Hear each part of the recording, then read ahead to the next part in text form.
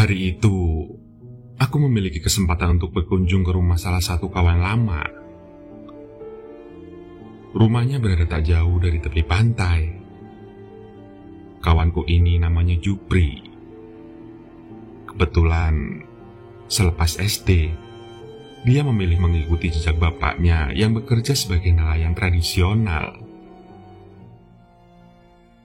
Kebetulan sekali, saat aku berkunjung ke rumahnya, Jupri sedang merancang jadwal melaut yang rencananya akan dimulai sore hari. Aku yang belum pernah sekalipun ikut aktivitas melaut, merasa perlu menjajal tantangan. Setelah menyesap segelas kopi dan menandaskan sepiring tahu goreng, Jupri dan bapaknya kemudian mengajakku segera ke pesisir. Jupri membungkus 3 porsi nasi dengan lauk telur ikan, sambal kecap yang sudah dibungkus, dan dadar jagung. Tak lupa, 2 botol besar air putih bermerek yang isinya sudah diganti dengan air matang pun ikut dibawa. Kita bertiga kemudian berlari menuju pesisir. "Beneran sudah siap ikut cari ikan?" tanya Jupri sambil menenteng kresek. "Sudahlah Jup, tenang saja, tidak mungkin kerepoti aku," sahutku sambil menepuk pundak Jupri. Sebenarnya Jupri sudah menawariku untuk tidur saja di rumahnya, karena mereka melaut tidak lama. Paling lambat, subuh mereka sudah merapat lagi ke pantai. Tapi aku yang tidak mau kehilangan pengalaman memilih untuk tetap bisa ikut. Di pantai, 2 orang lainnya sudah terlihat menunggu. Namanya Pak Saleh dan Sarawi. Keduanya ini memang grup yang biasa diajak Jupri dan bapaknya saat melaut. Tak butuh waktu lama, keempat orang itu tanpa aku langsung mendorong satu perahu dari pinggiran. Tak sampai 5 menit, aku mengikuti jejak 4 orang itu berlompatan ke atas perahu. Sore itu langit tampak cerah. Dengan dorongan mesin, sesaat perahu sudah melesat mendekati tengah lautan. Tampak ada 1-2 kapal serupa yang juga ikut melaut sore itu. Sesampainya di tengah, Jupri langsung membuka layar untuk mengirit bahan bakar. Kapal dengan 2 kitiran yang kita naiki ini didorong dengan tenaga angin. Di atas kapal, orang-orang mulai menyiapkan peralatan untuk menangkap ikan. Sedangkan Jupri dan bapaknya tampak dengan teliti memisahkan jaring yang digulung di geladak kapal. Aku yang baru merasakan naik kapal sampai tengah, memilih menyingkir agar tidak mengganggu orang-orang yang sedang bekerja. Kunyalakan rokok yang kubawa dari tadi di sakuku, sambil menikmati angin laut yang menampar halus. Kulihat ke belakang, Jupri sudah mulai menebar jala dibantu 3 orang lainnya. Setelah habis sebatang rokok, aku ikut membantu Jupri mengurusi jala ikan. Tapi sayang, sore itu sepertinya kita kurang beruntung. 4 kali menebar jala, hanya 2 ember ikan tenggiri yang bercampur dengan ikan teri yang didapat. "Harus pindah ini, ke timur lagi," kata Bapak Jupri ke Pak Saleh. Akhirnya kapal perlahan bergeser lebih ke timur. Wilayah ini katanya lebih banyak ikannya. Jupri menghidupkan mesin untuk mendorong kapal lebih cepat. Perairan timur ini tampak lebih tenang. Tak terlalu jauh dari pulau yang menjadi bagian dari Taman Nasional. Pak Saleh dibantu Jupri, kemudian kembali menebar jala. Tak sampai sejam, ternyata memang banyak ikan yang menyangkut di jaring. 4 kali lebih banyak dari yang kami dapat di tengah lautan tadi. Sebelum hari semakin gelap, Jupri membuka bekal kami tadi siang. Bapak-bapak yang lain juga membawa bekal yang sama. Aku yang pertama menikmati pengalaman ini menjadi yang paling lahap makan. Karena nasi yang dibungkus kertas minyak sudah dilapisi daun pisang, semuanya terasa masih segar. Segera kukunya nasi bercampur telur ikan dan sambal kecap. Tak butuh waktu lama, sebungkus nasi yang sebenarnya cukup banyak itu langsung kandas. Semua makanan memang terasa enak saat dimakan di tengah lautan. Kopi yang disimpan di termos menutup menu makan sore itu. Bapak Jupri mengatakan akan menjaring beberapa kali lagi sebelum pulang, karena biasanya jam-jam setelah maghrib terkadang banyak cumi-cumi di sekitar perairan itu. Semua sisa makanan kembali dibungkus, hanya punya aku yang tak bersisa.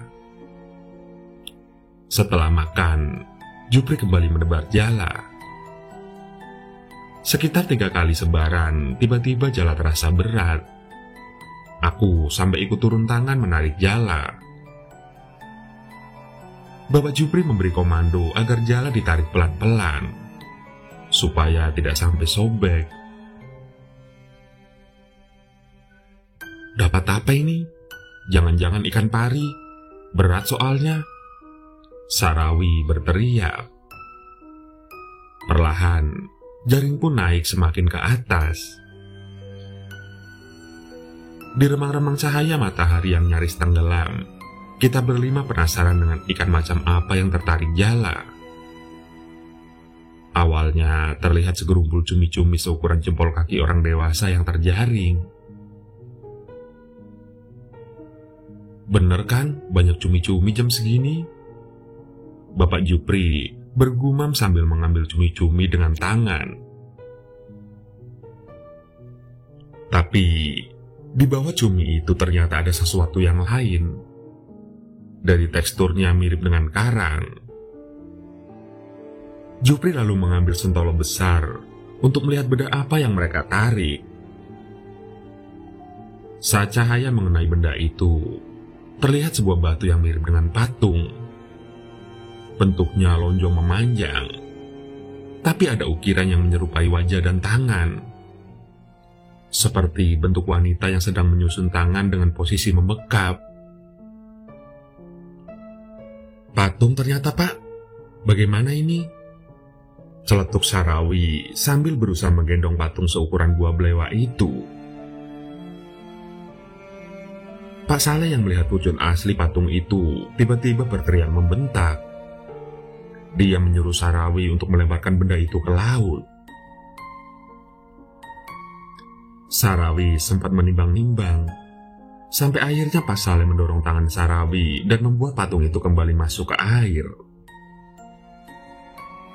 Sesaat sebelum patung tercebur, aku sempat melihat patung itu seolah mengedipkan matanya, ketika cahaya senter yang dipegang Jupri masih menyorot patung itu. Waduh, pertanda jelek ini. Jangan sekali-sekali diambil kalau seperti itu. Itu penunggu air.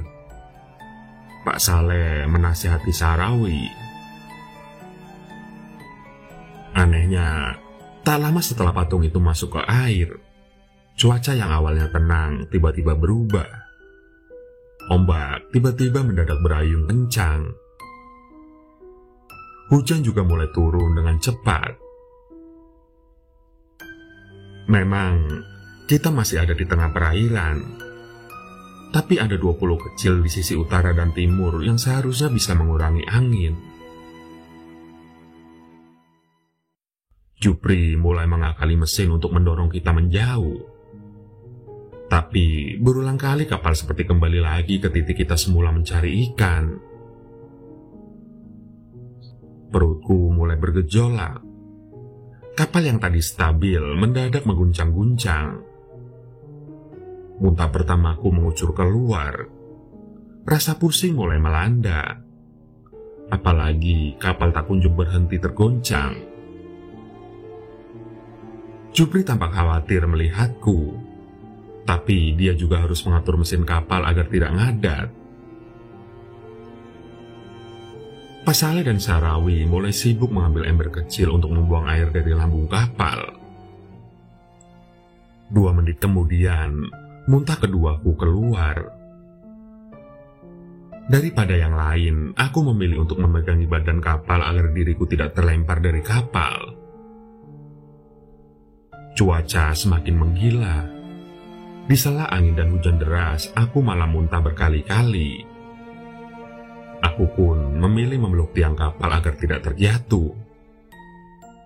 Sambil mengedip-ngedipkan mata yang dialiri air hujan, samar-samar aku melihat ada seorang pria yang tiba-tiba berada di atas kapal kami. Sepertinya hanya aku dan Jupri yang mengamati orang itu. Karena di saat yang sama, semua orang masih sibuk mengakali agar kapal tidak tenggelam. Orang itu diam saja. Pakaiannya seperti nelayan pada umumnya, dengan kaos polos kusam berwarna putih dan celana pendek berwarna coklat muda. Tak jelas bagaimana bentuk wajahnya, karena penerangan saat itu hanya mengandalkan sentolop yang diampit ke tiap Jupri dan kilat yang sesekali menyambar. Sisanya buram dan nyaris gelap gulita. Orang asing itu lalu tiba-tiba berdiri, seperti tidak terpengaruh dengan kapal yang bergoncang kencang. Aku melirik Jupri dengan isyarat menanyakan siapa orang itu. Dengan tubuh menggigil sambil memegangi bodi mesin, Jupri menggelengkan kepalanya. Mendadak, orang asing itu melompat dari atas kapal, lalu berlari sambil tertawa. Orang itu berlari di atas laut seperti orang yang berjalan di atas tanah. "Jup, siapa itu, Jup?" Spontan, aku berteriak kencang setelah melihat orang itu berlari. Baru setelah aku berteriak, Bapak Jupri dan 2 orang lainnya menoleh kepadaku. Pak Saleh lalu beranjak dari tempatnya. Di tengah suara ombak dan derasnya hujan, Pak Saleh menanyaiku. Aku menjawab dengan suara menjerit-jerit, antara melampiaskan takut dan berbicara. Pak Saleh kemudian diam sejenak sambil memegangi tiang kapal yang kupeluk. Sambil memejamkan mata, Pak Saleh lalu beranjak dari tempatnya. Dia mendekati ember ikan yang ada di dekat Jupri. Hujan lebat dan ombak masih terus menggoyang kapal kami. Tangan Pak Saleh mengaduk-aduk 4 ember besar. Sebagian cumi-cumi dan ikan tenggiri berjatuhan. Di ember keempat, Pak Saleh tampak mengangkat sesuatu. Dengan cepat benda itu dilemparkannya ke lautan. Tak jelas benda apa itu. Aku masih sempat muntah lagi setelah Pak Saleh membuang benda dari ember itu. Tubuhku terasa semakin lemas. Sarawi yang tampak kasihan melihatku lalu mengambil botol air minum dan memberikannya kepadaku. Lidahku sudah terasa pahit sekali karena berulang kali muntah. Beberapa menit kemudian, cuaca mendadak berubah drastis. Hujan deras perlahan menghilang. Begitu juga ombak kencang yang berangsur memelan. Sinar rembulan tipis yang tadi tidak tampak mulai sedikit memberi penerangan. Patungnya ada yang terbawa 1 tadi, makanya penunggunya marah, kata Pak Saleh sambil duduk di sampingku. Aku yang benar-benar sudah mabuk laut berat hanya bisa diam. Di satu sisi muncul ketakutan, tapi di sisi lain badanku benar-benar tidak enak. Aku masih memikirkan apa yang barusan terjadi. Jupri yang khawatir dengan wajahku yang katanya pucat, kemudian memijat-mijat tengkuku. "Habis ini pulang yuk, sudah tidak akan ada apa-apa lagi," Jupri berbicara di sampingku. Mesin kapal lalu dinyalakan lagi. Perlahan kapal mulai berjalan menuju arah kita datang tadi. Pak Saleh kulihat sempat melemparkan sesuatu. Sekilas seperti sebuah bungkusan yang berisi bunga dan tanah. Baru sekitar 2 menit berjalan, aku yang meringkuk di dekat mesin menangkap sebuah cahaya hijau di tengah laut. Jaraknya sekitar 50 meter dari kapal. Alur kapal memang tidak searah dengan cahaya itu, tapi aku bisa melihat cahaya itu seolah semakin mendekat.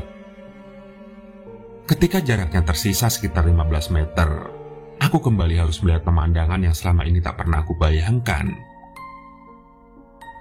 Ada seorang wanita yang duduk di atas cahaya itu, seolah-olah dia duduk di atas sebuah lantai. Wajahnya manis, khas wajah perempuan Jawa. Dari cahaya hijau, aku melihat rambut panjangnya yang terurai, hidung mancung dan senyum yang membuatku seperti terhipnotis. Wanita cantik itu menyisir rambutnya dengan jemarinya. Matanya yang lebar indah terus menatapku. Aku terpana. Mataku sama sekali tak bergeser dari wanita itu. Sampai kemudian Pak Saleh menempeleng pipiku. Seketika aku seperti tersadar, sambil melotot melihat ke arah mata Pak Saleh. "Jangan dilihat, sudah diam saja. Apa kamu mau tidak pulang?" bentak Pak Saleh. Aku langsung menggeleng-gelengkan kepalaku. Sambil mengusap wajah, aku coba kembali melirik ke tempat wanita tadi berada. Cahaya hijaunya perlahan meredup. Aku hanya bisa melihat ada sebuah ekor panjang, mirip ekor ular tapi dengan sisik ikan masuk ke dalam air. Seakan tak percaya, aku mengucek mataku lagi. Dan semuanya ternyata sudah hilang. Setelah itu tak ada pembicaraan lagi di atas kapal. Sampai akhirnya sekitar pukul 2 malam, kapal kami mulai sampai ke pantai tempat tinggal Jupri. Sebelum turun, Pak Saleh menyuruhku minum air laut yang sudah diwadahinya ke dalam gelas kopi. Meskipun tak tahu apa gunanya, aku menurut saja. Kata Pak Saleh itu untuk mengurangi efek mabuk. "Jaga-jaga supaya kamu tidak diikuti, Dek. Maaf tadi aku tampar. Soalnya kamu sudah mau masuk ke laut," kata Pak Saleh sambil memanggul ember ikan. Setelah hari itu, aku tak berani lagi ikut melaut bersama Jupri. Meskipun dia mengatakan tidak selalu ada gangguan seperti malam itu. Tapi menurutnya, kejadian seperti itu atau bahkan lebih bisa terjadi kapanpun.